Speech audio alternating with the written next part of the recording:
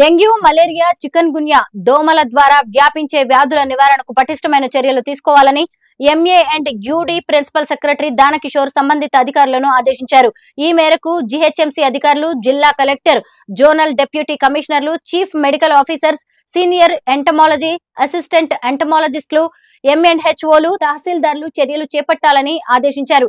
Dengue positive కేసులన్నింటినీ తనిఖీ చేయాలని, ప్రతిరోజు బస్తీ దవాఖానాలు, పట్టణ ప్రాథమిక ఆరోగ్య కేంద్రాలను సందర్శించాలని, డెంగ్యూ, మలేరియా, చికన్ గున్యా తదితర వ్యాధులపై ఎప్పటికప్పుడు డీసీలు అలాగే ఏఈలతో సమీక్షించాలని జోనల్ కమిషనర్లు ఆదేశాలు జారీ చేశారు. అన్ని పాఠశాలలు, కళాశాలలు, హాస్టళ్లను సందర్శించి డెంగ్యూ నివారణపై అవగాహన కార్యక్రమాలు నిర్వహించాలని, ప్రతిరోజు సాయంత్రం 6 గంటల నుంచి రాత్రి 9 గంటల వరకు ఫాగింగ్ కార్యక్రమాలు చేపట్టాలని సూచించారు.